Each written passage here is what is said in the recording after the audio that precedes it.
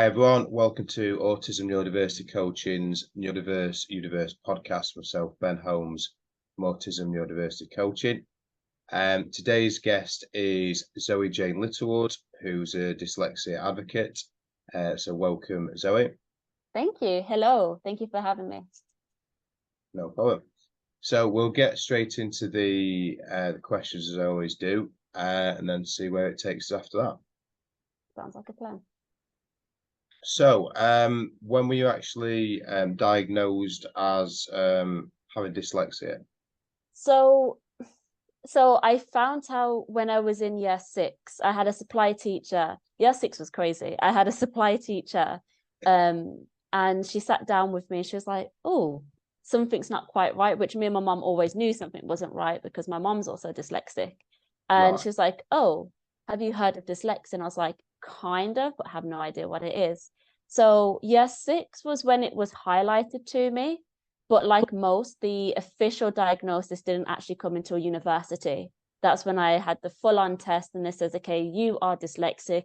Here's the big old 12-page report stating that you're dyslexic. So I had a good experience in a sense, but I did know fairly early on. It just wasn't official until much later, but I've always known since year 6 that I was dyslexic, which was quite helpful. Yeah. And did it make any difference to you having the diagnosis a lot later than when you knew? Was any issues with that, or did it not bother you? Yes and no. So it was helpful to know because I could then say, okay, I'm dyslexic. This is why I don't get it. The only downside was I had no idea what dyslexia was. So yes, it was really good to be told there was a reason why I couldn't spell properly, or there was a reason why things weren't ticking.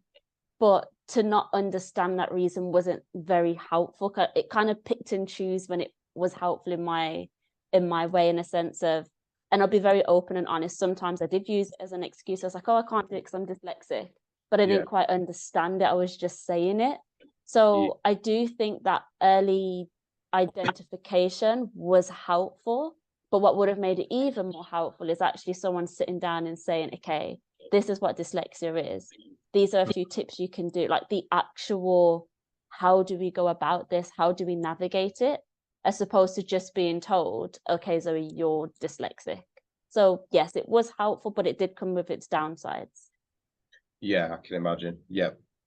And I mean, these next few questions are quite similar, so if you've already answered parts of that, that's fine. But so what did a diagnosis mean to you? Is there anything you'd like to add with that one?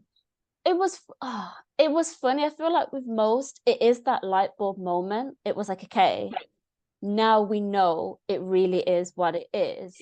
But for me, it was kind of different because I kind of always had that inkling already. I kind of always knew. But even still, having the official diagnosis, it does relieve the weight, even though I knew I now have it. So I can state to people, I've got it on paper, since as annoyingly the world needs everything to be in black and white paper to prove something. For me, it was like, okay, deep down, I've always known me and dyslexia were one of the same coin because I've grown up with it. But now I have this amazing piece of paper that I can make other people happy with. So for me, it was a good thing because then I could play with their rules, if that makes sense, because you need that piece of paper for a lot of things. So for me, it was a weight lifted because I always knew. Now the world can know and respect that diagnosis as opposed to me just saying it. Yeah, that makes a lot of sense. And I went down a similar path when I got my autism diagnosis. I knew I was quite a while before, but again, a lot of people didn't believe me around me, and it's sort of that paper just then changes everyone's opinions then, which is quite funny. So yeah, I get that. And would you say just on that bit, would you say, again, you probably answered this, but in terms of it changing your life, is anything you'd like to add to that? In a sense, it did a little bit because, like we said, it's that whole that piece of paper means a lot. So it did open more doors for me in a sense of what support I could receive. So I guess yes, you could kind of say it was a little bit life-changing in that instance. But I think just having that diagnosis just made me feel a little bit more better. Like, yes, I said I've always known, but to have it, it's like, okay, it's not just in my head, because society then starts to make it seem as if you're just overthinking, and when you're a woman, it's even worse. You're just emotional, you're sensitive. So to have something to back up everything I've been saying felt really good, and it was really helpful to have that. Yeah, that makes sense. So how did your friends, I suppose, across the years, I guess, how have they responded to it in one way or the other, or family members? I'll start with friends and family members. Friends, they were great. Like, granted, none of us knew what dyslexia was, so they just kind of learned how to work with me. They would always let me copy their paper, especially when the teacher was moving too quick. I was like, I'm not writing, like, I cannot write this quick enough. So they'd always just let me copy what was written. They'd one friend in particular, bless her, she'd re-explain things, which was just what I needed. You know, sometimes for us, A, it's that processing, so I need to hear it a couple of times. And B, I like to hear it multiple times said in different ways. It just works that way. Like, a lot of the times I'll always say, oh, can you repeat that? And when you say it in a slightly different way, sometimes my brain just understands it more. So I had one friend who would always kind of just re-explain things, but neither of us kind of knew that was because of the dyslexia. That was just how I worked. So we both just assumed, okay, that's just how I do things, because everyone's different. We understood that.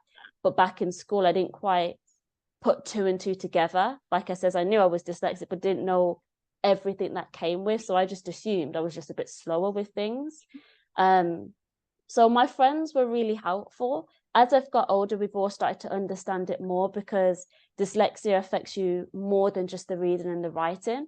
It's when we go out, when I'm in, perfect example, when we go to like a cocktail bar, there's so many people there, it's so overstimulating. I really struggle to stay involved with conversations. So I always have my one friend who kind of sits next to me, and she's just getting me back on track, because you can see it's very obvious when I start to fade, or when my brain wants to do something else. I kind of just sit there and look a bit zoned. So they're really helpful in kind of like getting me back up. But I have explained the reason why sometimes I'm a bit slow to responding to messages, or I sound a bit blunt, or I'm a bit disconnected, is because sometimes I don't quite know how to respond. I'm a very blunt person sometimes, and I don't mean to. It's just I can never really find the right words. That's why all my friends will know I voice note everything, because at least in my voice you can hear my intentions. When I'm typing, I sound a bit like a robot. So it has led to experiences with people where I've had to apologize, because I don't feel like I've done anything wrong, but when they read that message in their perspective, it sounds quite blunt and hard. So that was something I've had to overcome in terms of like friends and my relationships in that sense. Yeah, I understand that. Totally understand that. So, excuse me. This is an interesting question, because I've had some people with dyslexia on this podcast. Many of them have been ADHD or autistic. So obviously this question is different depending on the diagnosis. But what support have you actually received, if anything, since the diagnosis? So, outside of sort of friends and family, has there been any support there? So like when I asked this one for like autism, ADHD, there's different needs there, whereas with dyslexia, there's a different set of needs. So yeah, just interested to see. So I am, from what we know, only dyslexic, but I do have a lot of traits for a lot of different things, which I think is a common thing for a lot of us neurodivergent people. And in terms of support, to be honest, compared to most, I have had an okay amount of support, in a sense where secondary school and college, it was spare, like a quiet room with extra time, which at the time I hated being alienated, because as soon as you're in that room, you're the special bunch, you're different, and that automatically means bad, which is so stupid, because different doesn't equal bad. But especially when you're younger, that's people's mind state. But then you have to think, well, where is that coming from? What's your foundation level of your thinking? Different equals stupid. But I used to actually hate that. But looking back, it was helpful though, because I get distracted over the smallest things. And in exam halls, all it needs to be is a clock. I'm really bad with clocks, because I will listen and hear every single ticking of the clock. It's the same with the people that are in the room, the modulators, I think they're called. If the woman was wearing heels and it was tapping, that's all I could hear. So I wouldn't actually focus on my paper. So that spare room was definitely helpful. In terms of university, that's where the big bulk of support came. Now, was it a stress to get that support? Yes. It took a while. It's not very neurodivergent friendly, although it is for those who have disabilities. It's really not friendly. It's such a confusing process. But I did get the computer. I got a laptop, sorry, a printer, and I had one-to-one support throughout the whole of university with a tutor. Now, the downside with this, although she was amazing, the support definitely was needed. She wasn't an expert in my area, so I was a sports therapist, but she did English literature, and she didn't have much knowledge about dyslexia. So we was constantly both learning off each other.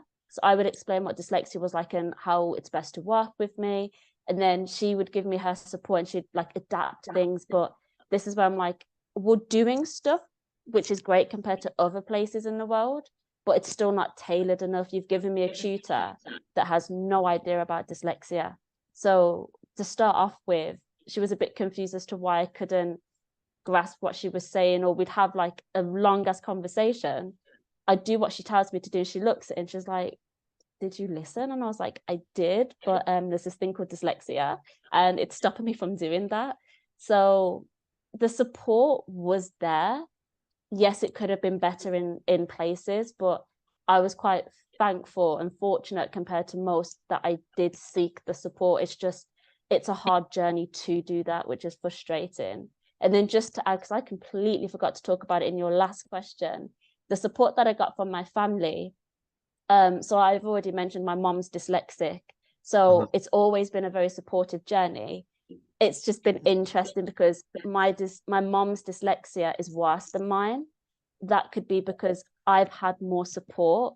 So imagine a younger version of me doing loads of adult tasks to help my mom out. Yet we're both dyslexic, so we'd both just look at each other like, I have no idea what to do next. So growing up in that environment was really strange. Like, it does mean you have to grow up a bit quicker, but the support has always been there, no matter what I wanted to do. I'm still am, but back then even more active. I had too much energy. I would bounce off the wall. So my mom would constantly have to keep up with that. And we did loads of different activities, which was helpful because when you're in school, and you'll know this very well, we're never praised because we always do something wrong. We're always too slow, we're distractive, we just can't do things. So you don't really get praised. So my mom helped me seek it in other places. So my big like reliefs were sports and dance. And I was always praised for it because I loved doing it. And that helped me to kind of get through a lot of darker places because you're not told anything nice really in school. I always say I loved school, but it didn't love me back. Like, we had a very one-sided relationship to the end, like where there was no relationship because I'd just given up. I was just so fed up with school at some points where I was like, well, what's the point if I'm trying and nothing's coming from it? So I just wanted to add that the support from my family was great, but interesting because we were both in the same predicament where we both knew we were dyslexic, but there was no outside support from anyone else to tell my mom what to do as a dyslexic parent or what I should do as a dyslexic child. Like, there was no kind of help. It was just we had to figure it out on our own. Yeah. It's great that you had that support, obviously, for your mum, and that's really good. And on the university support, I think that's kind of like a mixed bag, really, because you're grateful, like I say, you're grateful you had the support, and a lot of people wouldn't have, or wouldn't be able to ask for it or know how to ask for it, etc. But then, having someone who's doesn't know about dyslexia is kind of, you're wasting a lot of time then, because then you're always having to explain yourself for every little thing, whereas if they know about it, it would just make so much of a difference. So it's like, you're glad you've got the support, but you've still got a lot of hard work to do at the same time. Just what you're saying about the exams, so I found that interesting. I thought you'd bring this up, actually, just how you were speaking, just how you was on about the adjudicators or whatever you call them. Is it did it bother you when did they sort of like walk around the room as well? Like, you know, if you're sat at a desk, I don't know what it like your school, we used to sit a big exam hall, everyone had a desk. I don't know if it's different now, but and then they'd walk around the room slowly. But if you hear them, the noise of the shoes, like if they're like 4 desks behind you or something, you're waiting for them to go past you just so you can carry on. So you're waiting, you sat there like you're pretending to do your exams, but you can't focus on it. And then they walk past slowly, and you're like, oh, you'll get past, so I can carry on. Did that sort of happen as well? Yeah, so before I went into the small room, I did do 1 or 2. And granted, this was, you know, the mocks that you do in the younger years. So luckily it wasn't my GCSEs, but yes, that would happen. So we had the big old, it was always the sports halls. Everyone was in alphabetical order. You had your little desk. But they would walk so slow up and down each aisle. And yeah, exactly what you explained happened to me. Like, literally it got to the point where I was obsessing over it, and I could count each step. I'm like, okay, in the next couple more steps, she's going to be at my desk, or he's going to be at my desk. And Yeah, I'd kind of just freeze and wait for them to go past and then carry on. But I was like, why? It's not helping. None of it really helped, but just the noises that they made, because everything else is silent, it yeah, means our senses are heightened even more. So just the step in, like, it just increased the anxiety that was always already inside of me for having to do a timed exam. And then just hearing the ticking of the clock, just hearing the shoes, everything was just too much. And then sometimes I'd just sit there and I'd be like, oh, I've only done 2 questions. What do I do? Like, so when I went into the smaller room, yes, they'd still walk around, but because it was a smaller room, it wasn't as bad, but also they walked around less. Because there was less of us, they could kind of just stand at the front and look, as opposed to keep walking. Because there was a few of us in that room that had the same, like, we couldn't take people walking up and down, because yeah, it's something else to focus on, and it takes my focus away from the actual paper. And we would have clocks, but we asked if we could change them to the digital ones, because then we're not going to hear the ticking of the clock. So it took a while. It took them quite a long time to do it, but eventually they did put the digital one up instead, because that ticking, like, even to this day when I'm in meeting rooms, I try to sit far away from the clock, because I don't know what it is, but that ticking just really, it just bugs me, and then I can't focus on anything but that ticking. yeah. No, I totally understand that as well. That used to bother me. It's good that they did make that adjustment eventually. So again, it is progress. It's not where it needs to be still overall, but they are making sort of changes. Just going back to the walking around the room, I think, I mean, God, it used to bother me so much. I think, I mean, I would imagine in their minds, they think if they walk slow, they're not going to sort of bother anyone, as opposed to walking fast. Because if they're walking fast, it might bother people. But for me, if they're walking fast, it still bothers me, but far less than walking slow. Because I suppose it's fits in with the brain. If you've got like a fast brain as well, it probably doesn't help to a degree. Because you just want to speed them up, don't you? You just want. And then there's the other question: is why do they need to walk around anyway? I suppose they need to check people. Can they not look from afar? I don't know. I'm sure they Yeah, could. it's like he says, if they could just walk normally, like walking normally would be fine. Like, you Yeah, know when someone's walking quicker or walking slower, but if someone's walking at a normal pace, it's normal. But you are right in terms of like the brain and it moving quick. I listen to everything on double the speed. Like when I'm watching YouTube videos or when I'm listening to voice notes, everything for me is double the speed. If I can go to triple the speed, even better. yeah, So when everything is slowed down, when people are talking slower, or when like they're walking slower, like my brain's just, they're like, okay, can you go a bit quicker? Like my brain's just, it's just a real quick machine sometimes. So I yeah, did find them walking slow. It would just really bug me, and it's like, can't really turn around to them and say, can you please walk a bit quicker? But it would frustrate me. But some, like when I would tell teachers, they didn't understand it. They didn't get why I was so fixated on that and not my exam. They'd say, well, Zoe, this is your whole life ahead of you. You need to do good in this, that, and the other, blah, blah, blah, blah. And then when you get, like, when you grow up, I'm not saying GCSEs don't mean a lot, but they kind of don't when you get older. It's what experience you've got, it's what personal skills you've got, it's so much more than those GCSEs that you achieved, but they Yeah. would put so much emphasis on it. And I'm like, okay, I get it's important, but I'm struggling because they're walking around and it's stressing me out, and they never took it serious. I was like, oh, so you're just being dramatic. And I'm like, okay, whatever, I'm done. I'm not even going to try. Because when I did try to continue to explain, I was then the rude one. I was the one that was the problem. And it's like, no, I'm trying to have a conversation with you to let you know why I'm struggling, but you're just dismissing it. You're literally just brushing it aside. So I'd be quiet in the end. Like for a part of school, I just was like silent. I was like, cool, there's no point, because there was no winning at that point.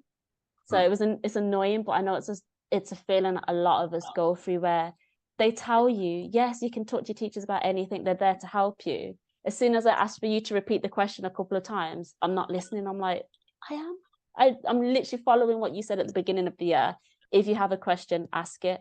I'd ask it, but then I'd be the one that was in trouble because I asked the question. So school was a very frustrating time of my life when it wanted to be. Yeah, I can imagine. Yeah, sure. Many people resonate with that. So I know you kind of touched on this earlier to a degree, but do you have any other conditions / disorders / brain differences, however you? So not officially diagnosed, but when I talk to a lot of my neurodivergent friends, we all believe I'm probably ADHD because I can't focus for anything. Like I have a few different traits that really align closely with it, with the hyperfixation side of things, the not being able to focus. There's a lot of different things there, but I'm not fussed about seeking that diagnosis. Like I wouldn't mind, don't get me wrong, but I feel like naturally there's going to be quite a lot of interlinks and crossovers to the point where I'm happy as it stands with my dyslexic diagnosis. Now, maybe a bit later on, my mentality might change towards it. Like I'm not fussed about seeking it just yet. I feel like it could be there, but it's not stopping me in my everyday kind of like moving with it. What I did find out, which was interesting, it's slightly, and I say slightly because I know it's difficult on a whole, but it's slightly easier to get a diagnosis for ADHD and autism as opposed to dyslexia. Because if you have ADHD or autism, you can go through the medical route because sometimes it does lead to medication. Dyslexia is not the same. So we can't go to our doctors or go to medical professionals to get that support. It's a lot more harder to go down the route to get a dyslexia diagnosis, which is something I only really found out about. But I do believe there's other things there. I'm just not in a rush to get that officially stated just yet. I'm quite happy and content with where I am. I obviously focus more on dyslexia, but I learn about other conditions because there's so much crossover. And just because I say my dyslexia looks like this, it doesn't mean that there's not a sprinkle of ADHD involved with it. And that just because mine looks like this doesn't mean yours has to look like this. We're all completely different. We share loads of commonalities, but there are times where maybe the double the speed is just a me thing and not everyone type of thing. But yes, as it stands, I only have a diagnosis for dyslexia.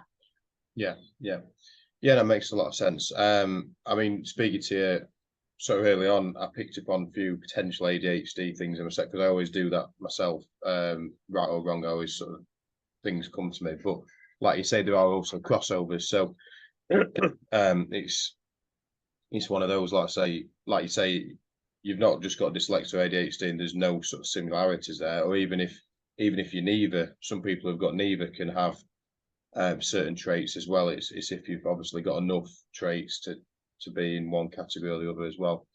So yeah, that makes sense. So this one I normally have, again, because I mainly have sort of ADHD autism, I normally ask this question. So again, it might be slightly different, but do you see dyslexia as a disability? Oh, this is a good question, because I've had this conversation with a lot of dyslexic people. So the way I see it, and I feel like there's no really right or wrong answer because it's perspective, it's how you see things. For me, if we go about it in a legal standpoint, dyslexia is a disability because it is covered by the Equality Act in 2010. So I do classify it as a disability, therefore I do classify myself as disabled, but I don't see that as a bad thing. I hate the word disabled, don't get me wrong, but if that's going to come with protected characteristics, then I'm going to take that, roll with it. And then when I get to a point where I can start making changes on that and change the way we think about it, then great. But I do know for a lot of people, just the word disabled is disabling. They don't like the connotations, they don't like the stereotypes it comes with, nor do I. But sometimes I feel like we have to roll with things in order to make it better over time.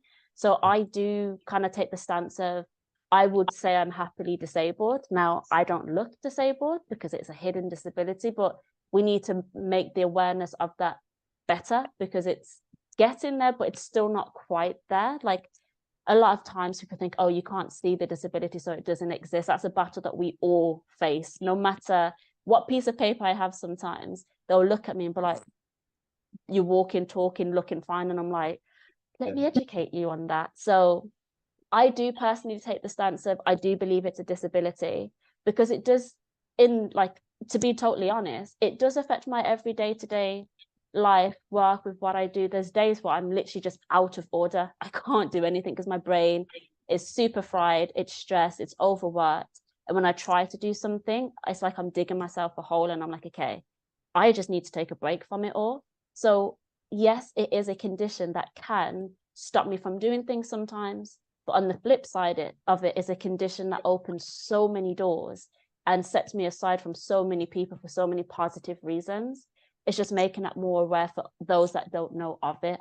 So I'm quite happy to say that it's a disability from that point of view, because I'm not even going to say wish, because I will change how people think about it over time.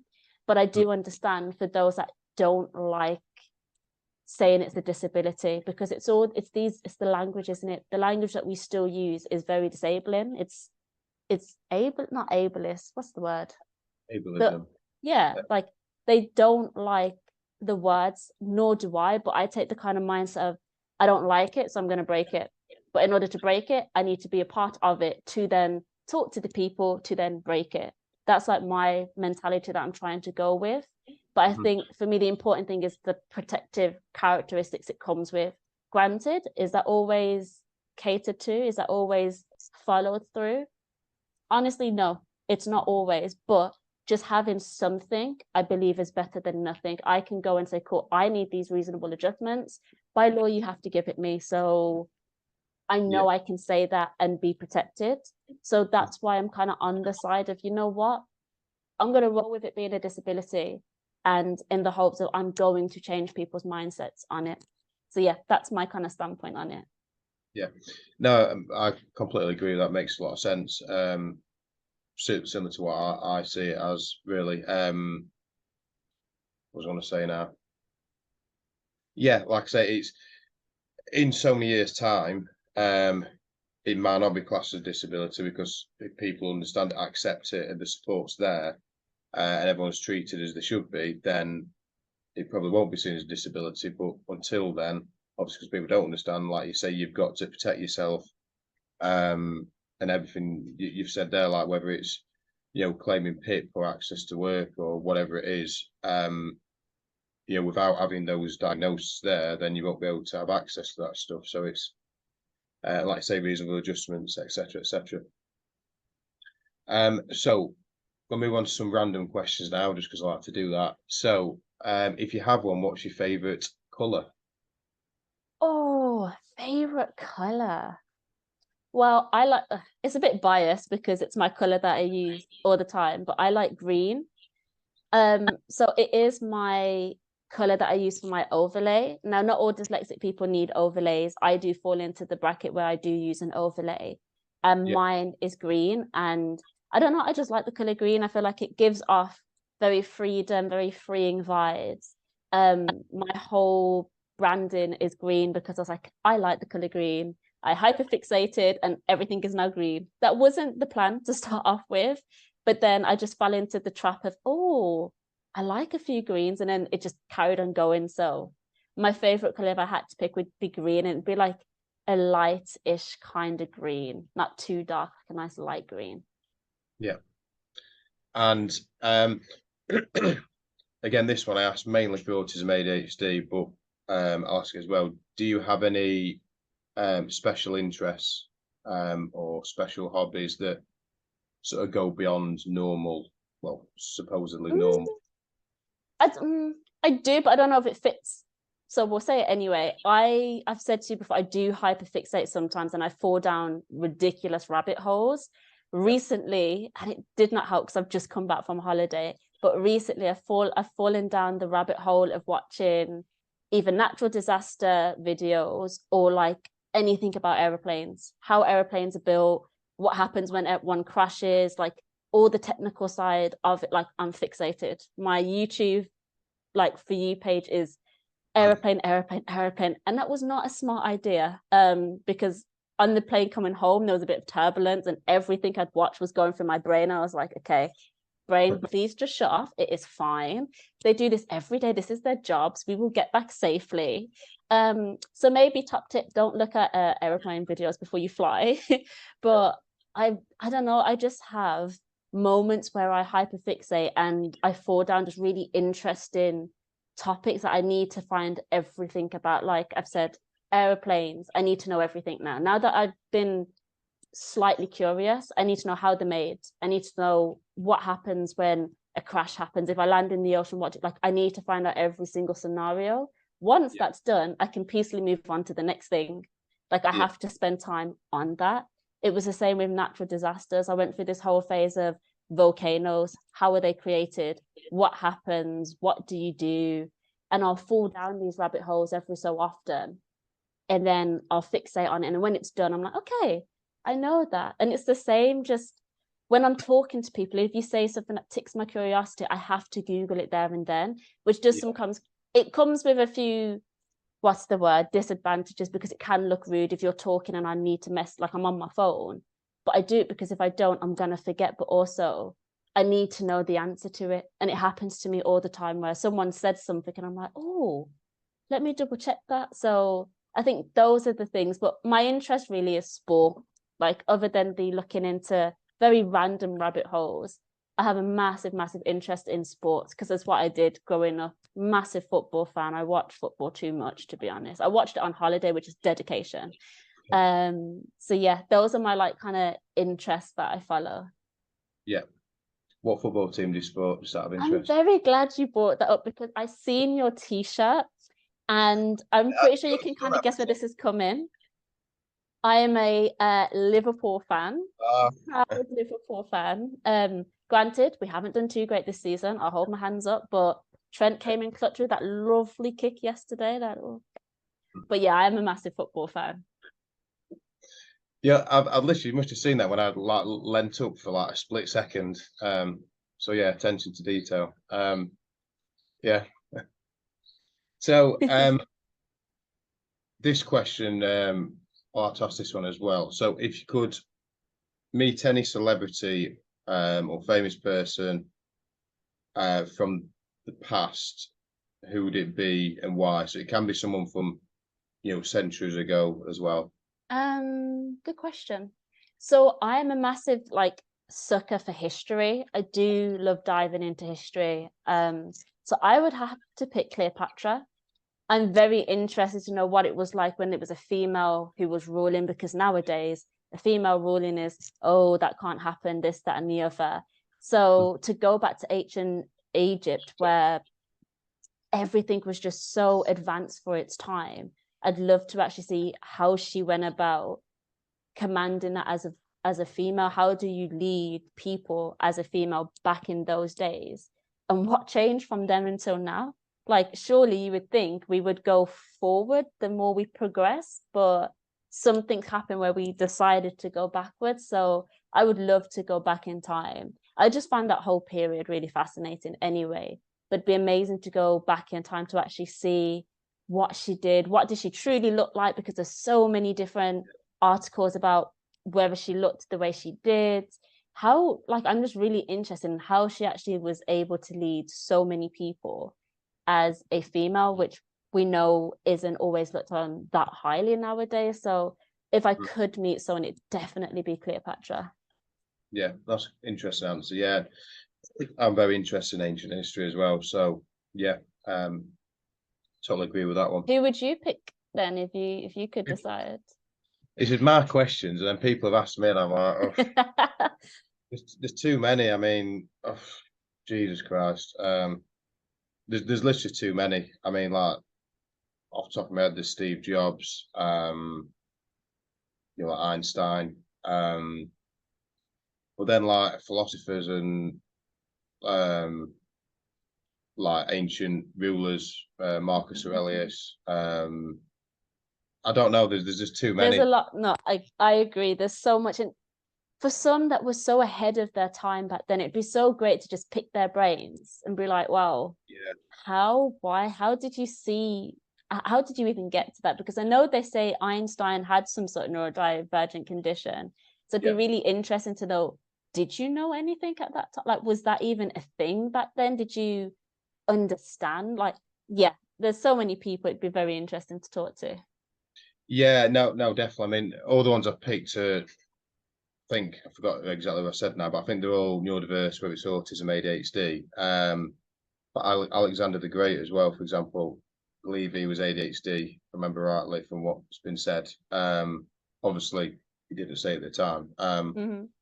So yeah, I mean, like I say, someone who's autism, ADHD. I mean, like Plato was meant to be autistic as well.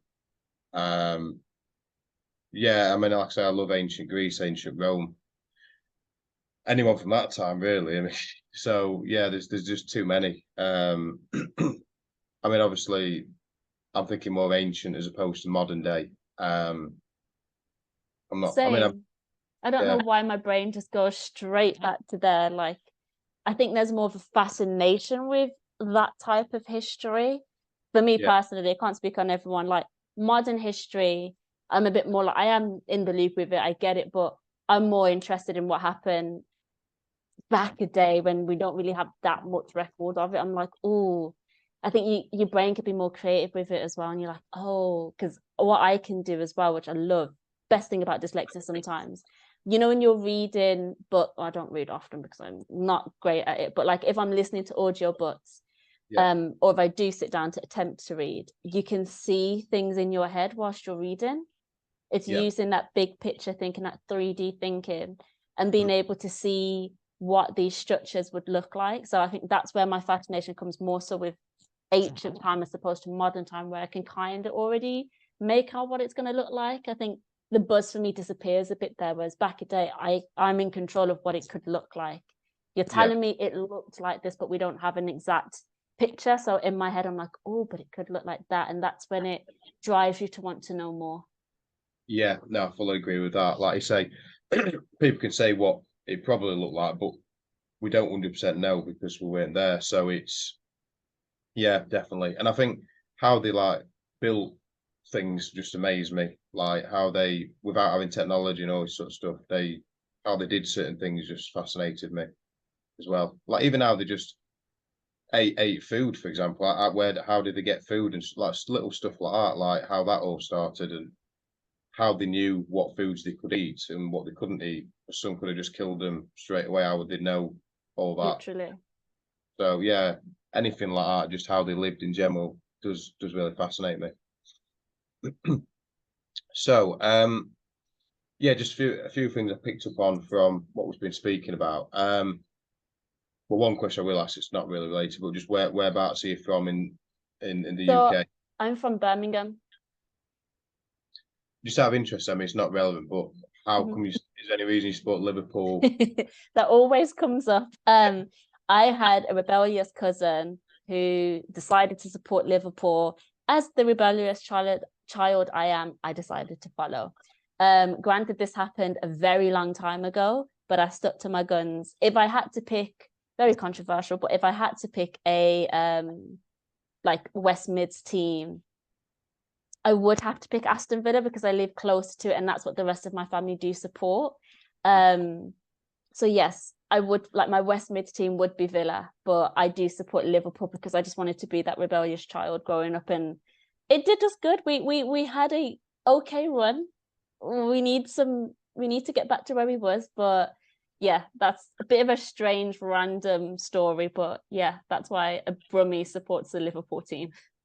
There you go. I mean, I support Man United. I'm not from Manchester, so Where are you from? Chesterfield, so just below Sheffield. Okay. So yeah. So one thing I want to ask is how dyslexia affects you, sort of, other than what you've said, I guess, because obviously there's different Yeah. ways it affects people. So it all just depends. So yes, you have the whole reading, writing, spelling. So I'll start with that. It's a case of one of the biggest things we struggle with is phonics. So when you can't spell a word or you're trying to spell a word, they'll tell you to sound it out. Our process of trying to sound out words is all mixed match. It's not the way it should be. So when I'm trying to sound stuff out, I'm never going to get the right word because that process of sounding things out isn't the way it should be. So that's what leads to the spelling being very unique at times. You know it's bad when spell check doesn't even know what you put in. So dictation is my best friend a lot of the time. So that's one of the things that we can struggle with. For me, and this is one of the reasons why I do use my overlay because it can help, I will skip literal sentences when reading. Sometimes it might just be a word here and there, but when it's really like when my brain is just really stressed, I can skip a lot of sentences and not even know. So we don't even like the way we read can sound very robotic because we're really focused on trying to get the words correct, which means we lack the fluency. So that's sometimes how you can tell if like, not if someone's dyslexic, but sometimes when you have an inkling, when you listen to us read, especially if I have to read from a paper, I'm very robotic because I'm really focusing on every single word to make sure I don't skip it. But because of that, I lose that kind of, I don't want to say human, but the fluidness of just being able to speak like I am right now. So that's a few of the things in terms of like the reading, the writing, the spelling.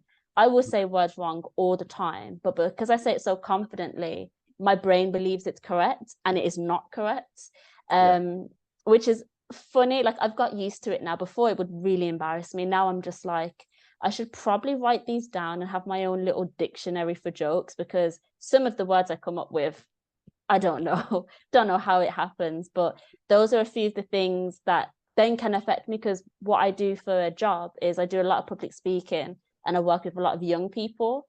So for me, at the beginning of everything I do, I always explain that I'm dyslexic and that I will say words wrong. That is fine. If it sounds really crazy, please correct me. If it's something small, we just move, we carry on. It's not that deep. So they understand how I work because I know there's a lot of kids sitting there in the exact same position. So if I can go in, just being myself and just saying, listen, I will say words completely wrong sometimes. That's fine. Because a lot of young people have this belief that adults know everything. Adults do not know everything and we do make mistakes. So I try to keep it very honest and clear from the get-go, but it can affect me in work. Short-term memory is a massive one for dyslexic people. My short-term memory is really, really bad. Like you can tell me something and it's probably gone in one ear, out the other, but give it an hour, 2 hours later in the day, I will remember word for word what you said. So our brain, yes, it's short-term memory, but it's that processing. We just need more time. And it would happen a lot, like even when I'm at work, when my manager will ask me a question, I'll be like, oh, can you repeat that? Then halfway through him repeating it, I'll say the answer. And he knows that it's not disrespectful. Others, it took a while just to explain why, but it's because I've understood now. But if I don't say it right here, right now, you'll never hear it because it will just disappear from my brain and I won't be able to get it back. So there are times where, especially in the workplace, I need to explain why I might act a certain way so it doesn't come across like I'm being rude or that I have no patience, because sometimes it can come across that way. So this is where the whole education for people who aren't neurodiverse, or people that are, because there's a lot of people who are and they don't know because they don't have the diagnosis, just to make sure they're aware of how I work, because that short-term memory really can affect me at work. And the reading and writing, not too much because I'm able to use my voice quite a bit, but I do hate writing emails because I have to read through that email at least 4 or 5 different times. A task that should realistically take 5 minutes will take me a good 15 minutes because I really need to go through it, make sure it makes sense. And every time I recheck it, there's something wrong that I didn't pick up in the first one. It's got to the point where I'll ask one of my colleagues if they're free just to have a quick look at it so I can reduce the time that it takes to do certain tasks. And I think that's where a lot of it comes with dyslexia. some of the tasks that we need to do will take longer than the average person, which is fine. It shouldn't really be that much of an issue, but we can be harsh on ourselves. And I'm not so much now, but I wanted to be that normal person. I am not that normal person, and I'm quite happy to be the person I am. But if I can reduce the time it takes to do certain tasks, that's going to give me longer to work than others, I can. So it's working smarter. Now that I understand my dyslexia more, I can work smarter as opposed to sitting there stressed for 10, 15 minutes when I can ask someone and be like, cool, does this make sense? Does this look okay? Amazing, send it off. So those are a few different little bits and pieces I find that we can struggle with. Yeah, that makes a lot of sense. So you mentioned sort of speaking jobs you do. Just want to explain what it is you do and yeah. So I work for a sports charity, and my job in particular, I'm a skills and education trainer. So I work with predominantly year 11s, but I can go all the way down to year 7s, doing different skills with them, whether it's doing like 10-year life plans, confidence building, learning styles, which I created and made sure we got on, because I think it's super important. Not even if you're not neurodivergent, understanding how you learn makes a massive difference. There's no point writing all these notes down if you're never going to look at them again. Like if you're more hands-on, do stuff that's hands-on. So I do a lot of work with young people and young adults. I think it's just soft skills, just getting them ready for what life is, but showing a different perspective. I'm not your average kind of had amazing GCSEs.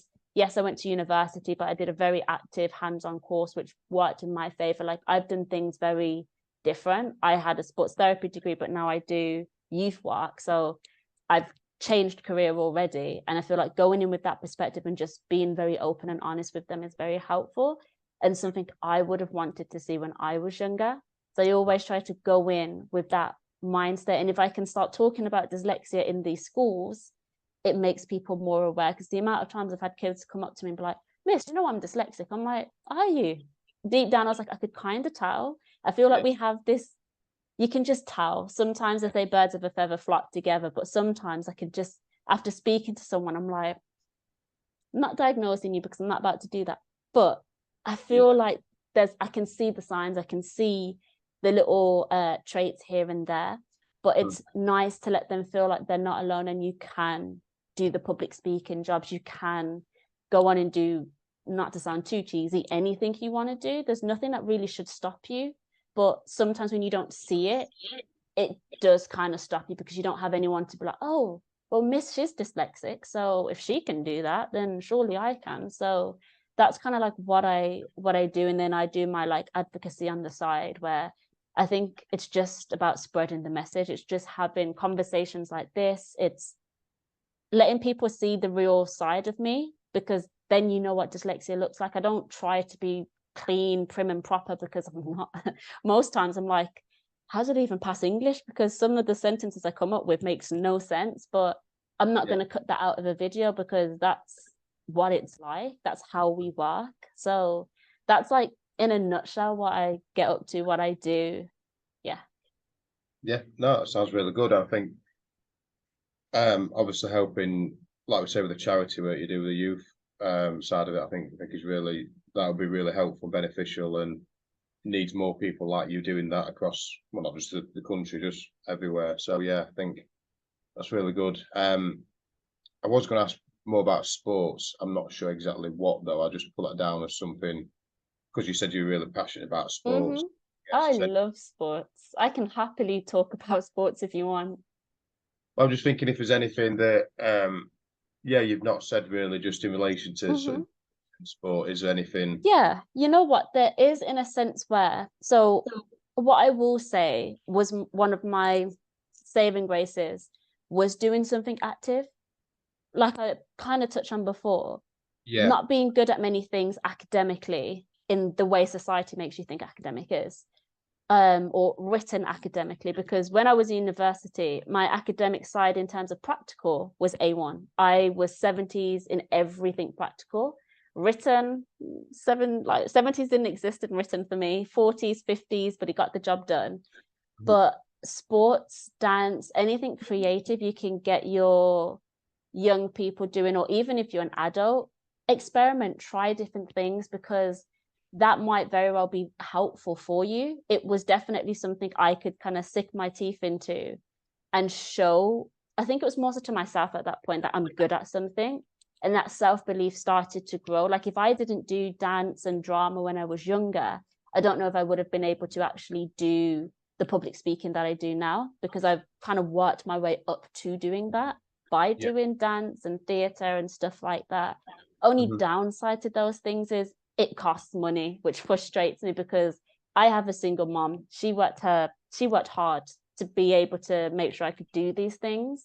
And I always, when I talk to parents of dyslexic children or any sort of neurodivergent child, I always say, if you have the means to, get them trying loads of different things, build their confidence up in something that's not just written academics, because some people do shine in that, don't get me wrong, but there's a few like myself who that was not my thing. I did not shine at all academically in the written society part of it, whereas practically I was really good. Like that's why I went down the sports route, and is why I'm so passionate about it, because it helped me develop as a person. I could do my sports, but everything else made sense through sports.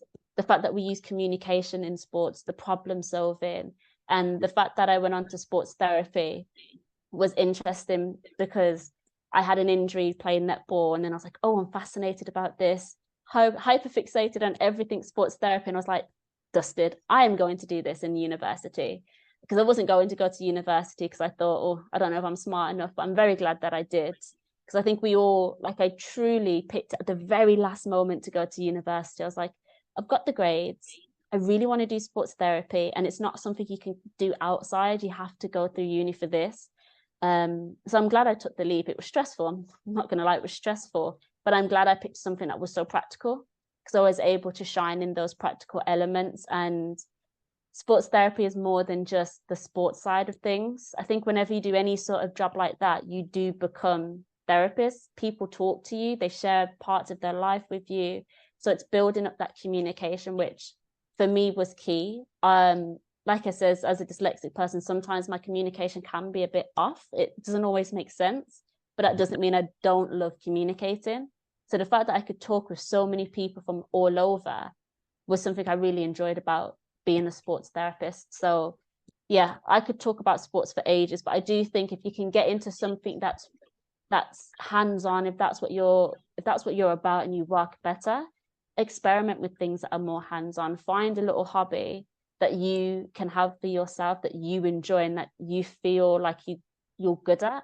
Because I feel like we're too harsh on ourselves when we can't do something that society sets that we should do. So when you mention sport and like wanting to talk about it, that's what I would say. Like, try different sports sessions. And I'm talking to people who are kids, adults, any age. Do something, try something, and who knows, it may be something for you where you do start to feel good. And obviously the health benefits of it is amazing as well. Just getting out there in fresh air, talking to people can really do the world of good. Yeah, that's really good answer. And it gives a lot of useful information there. And I know a lot of neurodiverse people do benefit from sport. I know ADHD in particular as well is a lot of people find exercise, sport does really help. All that excess energy you've got, sort of burning it off is one thing. Also, some of the life skills that it gives you as well by doing sport, like you mentioned, communication, for example. Yeah, no, that's really good.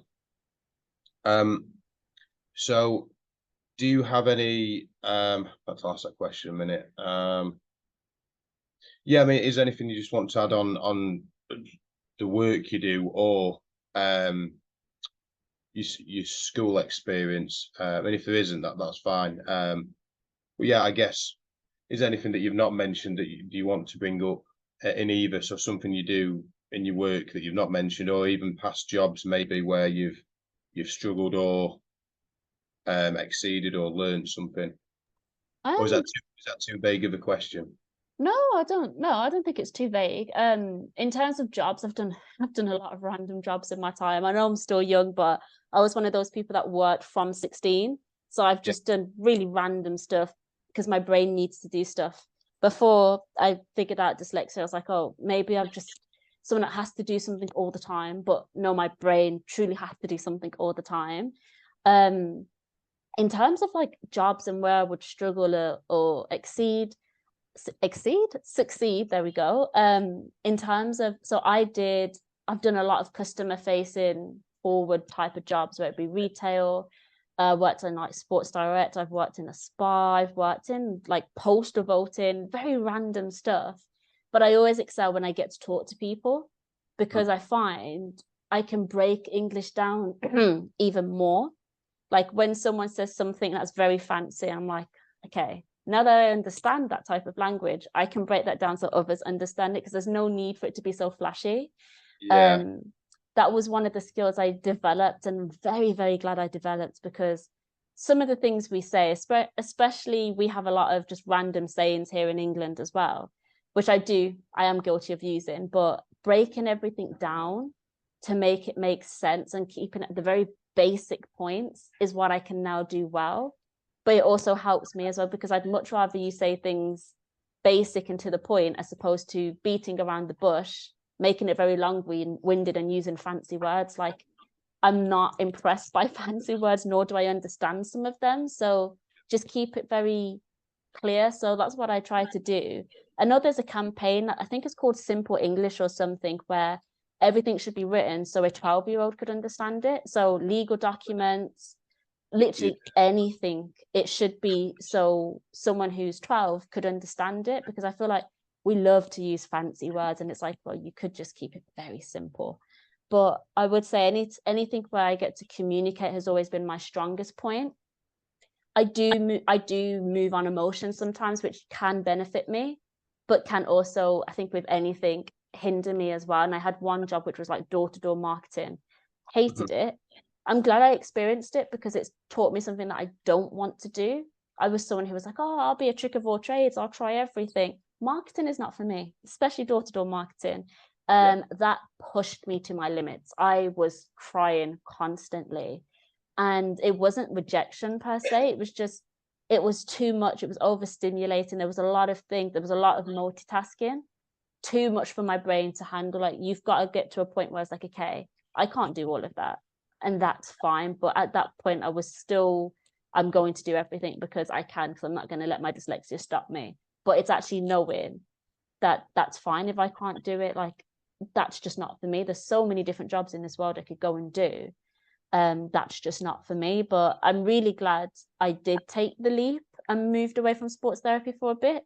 It's something I do want to go back into, just not right now, because I'm exploring different paths. But I really love working with young people. But I more so love speaking about dyslexia, and would like to later down the line make it something that's a bit more full-time. Although it feels full-time right now, it's not full-time. And just keep spreading the awareness, because I don't see many younger people. So I'm 25. I don't see many young people talking about dyslexia. I don't see many young colored women people talking about dyslexia. So that's why I'm constantly always grinding. I always say to my friends, they're like, oh, are you coming out today? I'm like, nope, I'm working. They're like, but I thought you had an 8 to 4 or an 8 to 4. I'm like, that's first job. Second job is 5 to 9, darling. I'm still working. I'm still grinding, because I think it is a neurodivergent trait as well. But once we set our mind to it, it's very hard to stop. Like, I do struggle with finding that balance sometimes, because I want to get that next post up. I want to start filming things. I want to share certain parts of my life that I know is going to be beneficial for people. It's just finding that balance, which is still not there, but we're working on it. And that's what I do. I really enjoy being able to talk to people, get the message out there, but learn about people, learn about other conditions, because there are so many crossovers. And when I talk to others who are ADHD, because I'm not too sure if it's 100% correct, but premise that I'm not too sure, but I think the link between ADHD and dyslexia, they're the closest to each other, if that makes sense. If you have ADHD, there's a higher chance you'd have dyslexia, and vice versa. And it's very interesting, because when I do speak to my ADHD friends, I'm like, you sure you're not dyslexic as well? And we always have the same type of conversation. So I'm like, I find all of that super, super interesting. And I think, as you'll know, because you're doing the podcast, once you speak to one person, you want to speak to so many more. You get really like interested about how our journeys can be very similar in sense of, sadly, what experiences we went through normally during the schooling system, but also how different everyone is and how they've overcome certain challenges, what they've done, but also what career they now have. Because I always find it very interesting that a lot of us do go down a very creative side, but that doesn't mean that you couldn't go down something that's more logical or more kind of like businessy, because you can. So I think just doing this line of work is super interesting, and it keeps you open-minded. It's one thing I like about it. You speak to so many people who might not share the same viewpoint, especially when it comes to, is neurodivergency a disability? Do you class it as a disability? That in itself, you will have so many perspectives on, and it's so interesting to hear every single perspective. Yeah, no, that's really interesting again, and yeah, I agree with all that. I think when you was on about languages and using fancy words, etc. No, I agree with that. I've worked in many jobs myself in the past. I've worked in like corporate environments where they use those sort of words, and like one of them used to bother me. It's not that fancy really. It's just the meaning of it. It was the word agile. It really bothered me because agile to me is like physically, like sports and stuff, but it didn't mean that in that environment. And I know it's not exactly fancy, but it used to always bother me, that word, and stuff like that. When you're on about legal documents as well, that's something I've never understood, that why they have to just write it like just to confuse everyone. So you've got to be a specialist in understanding stupid words, basically.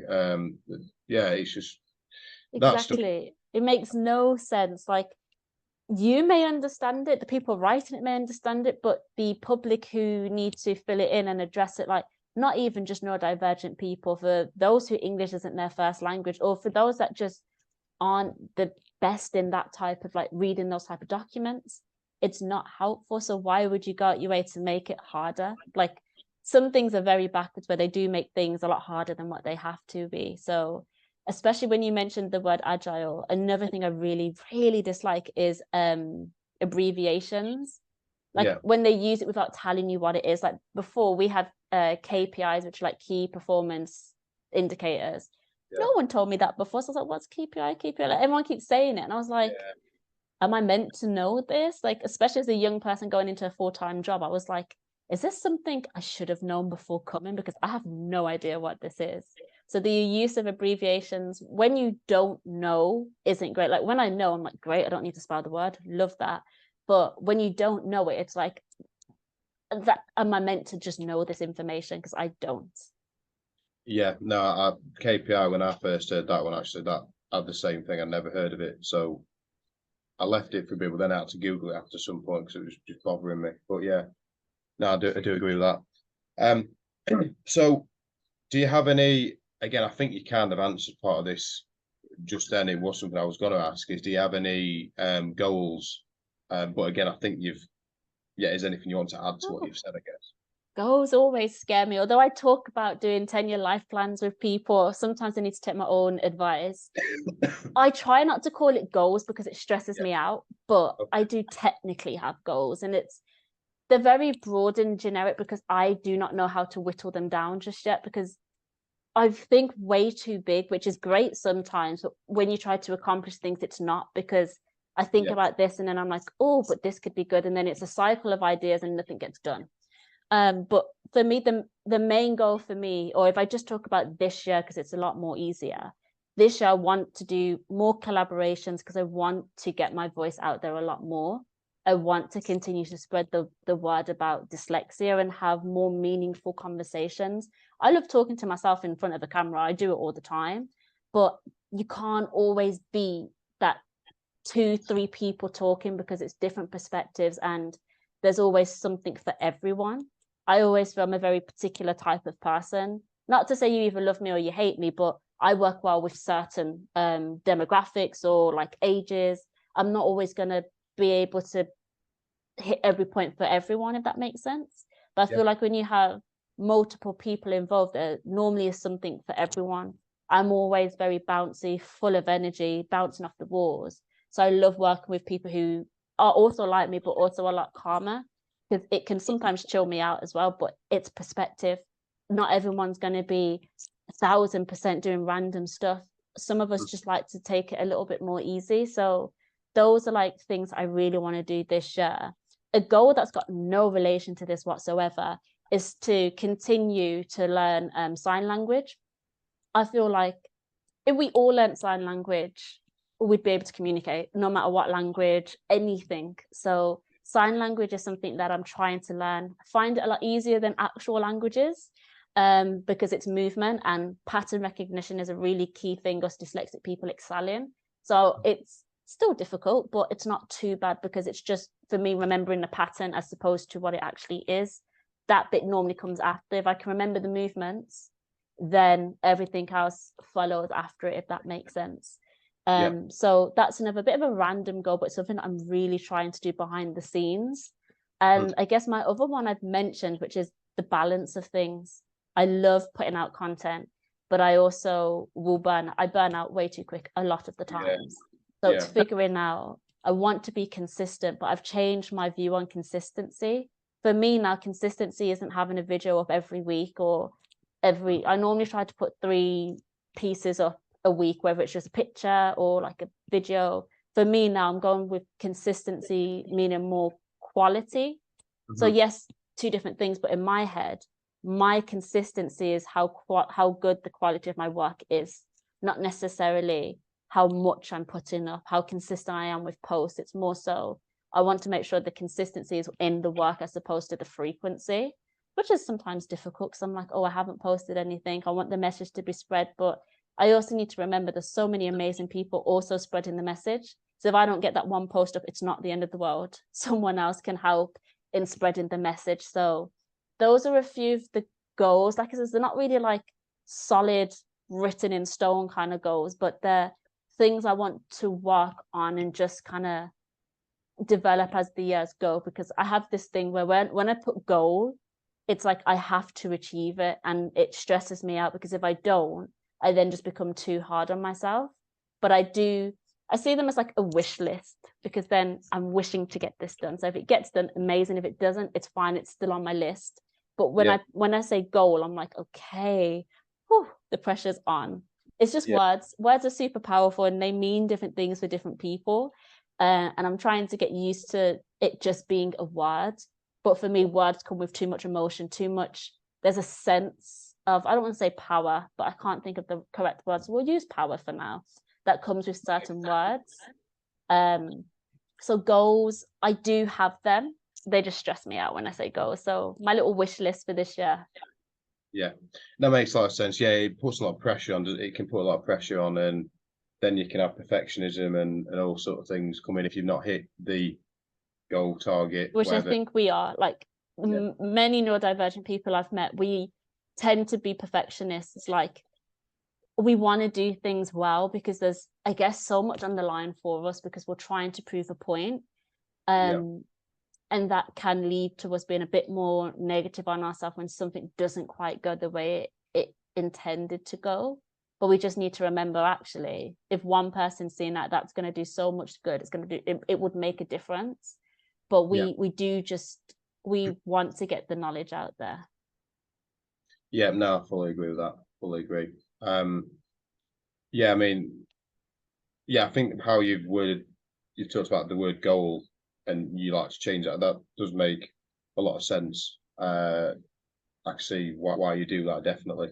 I say you put too much pressure on yourself if you use that word. If you use that other word, it's sort of, you still want to do it and you're still aiming to do it. But yeah, if it doesn't happen, then you're not beating yourself up as much. So is there anything else you'd like to sort of say before we start wrapping it up? Is there anything else you wanted to mention? I don't think so, because if I probably get on another tangent, it probably won't end for another 30 minutes. But I think literally just that dyslexia is a real condition. There's so many people that think it's not. So I guess like my key takeaways about dyslexia, because I think it's always good to end with like that type of stuff. It is a real condition. It is a real condition. It's a neurological condition, so it's got to do with all about our brain and how we process things. And it's got nothing to do with your intelligence. Like with a lot of neurodivergent conditions, it's not how smart we are. Yes, it's our brain, but your brain doesn't determine your IQ. It doesn't determine how intelligent you are. That's something people always think, oh, dyslexia equals stupid. And I'm like, really? Because it doesn't. Like, it's actually got no link to it. And it's something that's always thrown about because some people just don't know. There's an element or there's an air of ignorancy around it where they know it's, or sometimes they know it's a condition, but they just assume, oh, it just means you're slow or you're stupid. And I'm like, no, processing, yes, we have a slower time for it, but we get there in the end. It does not mean we're stupid. We're actually very intelligent. We have different ways of getting that intelligence across, but it's got nothing to do with intelligence, which I think is where I'll leave it, because there's a lot of misconceptions for it. But I think the biggest one that really does irk me is that it means you're not intelligent, because there's no scientific link. Because there's a lot of scientific research for dyslexia, which is helpful for my logical brain sometimes. But they've shown there's no link to intelligence. It's just how we perceive the world. It's how we use the information that we're given and how our brain then interprets it. So I guess I would leave it as that. And that it's also genetic. So if you're there saying some mean stuff about people who are dyslexic, even if it's in your own family, because I do have friends who sadly don't have the most supportive network, just remember you yourself could be dyslexic, or your mom could be dyslexic. It runs in the family. It's a genetic it's a genetic thing, which I always found interesting. Like, I still don't quite understand how it skips generations, but it is a genetic thing. Yeah. No, I think that's really good and valuable, and sort of wraps up quite nicely. Yeah, and like I say, when you're on about the intelligence side of it, like with all neurodiverse conditions, we excel in different ways, we struggle in different ways, and a lot of people, most people, still need to sort of understand and accept that. So yeah, thanks for being on the podcast. Really appreciate you being on. Thanks to everyone for listening, and we'll see you all next time. Thank you.